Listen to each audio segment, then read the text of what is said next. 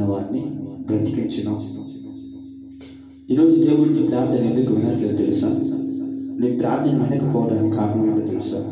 నీ ప్రార్థనకు జవాబు ఇవ్వకపోవడానికి కారణం ఏంటో తెలుసా? ప్రార్థన నువ్వు చేసినప్పుడు దేవుడు నీకు కదలకపోవడానికి కారణం ఏంటో తెలుసా? స్పందించకపోవడానికి కారణం ఏంటో తెలుసా? నీ బుద్ధి సరిగ్గా లేదు. ఒక విషయంలో ఒకలాగా ఉంటావు, మరో విషయంలో ఒకలాగా ఉంటావు, బయటికి ఒకలాగా ఉంటావు, లోపలికి ఒకలాగా ఉంటావు.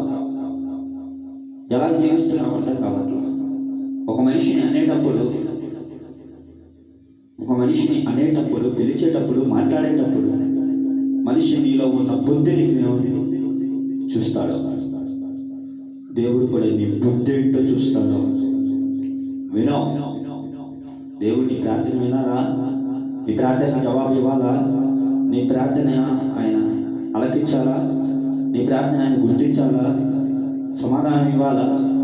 నీ బుద్ధి మార్చుకో. నీ మాట తీరు మార్చుకో, ఈ చూపు మార్చుకో, ఈ ఆలోచన మార్చుకో, నువ్వు చేసే పని మార్చుకో. కాబట్టి మనుషులు ఏంటి అలా మాట్లాడుతున్నావేంటి? బుద్ధి లేదా నీకో? అవి చూస్తున్నావేంటి? బుద్ధి లేదా నీకో? అలా ఆలోచిస్తున్నావేంటి? బుద్ధి లేదా నీకో? అలా ఉంటున్నావేంటి? బుద్ధి లేదా నీకో అని అంటూ ఉంటారు మనుషులు. దేవుడు కూడా అదే అంటున్నాడు.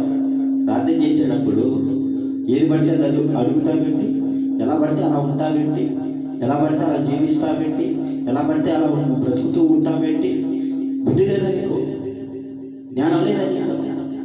తెలివి లేదా నీకో? దేవుడు అడుగుతూ ఉంటాడు. ఏం సమాధానం ఇస్తావు? ఈరోజు ఏమడుగుతున్నావు? ప్రార్థన చేసేటప్పుడు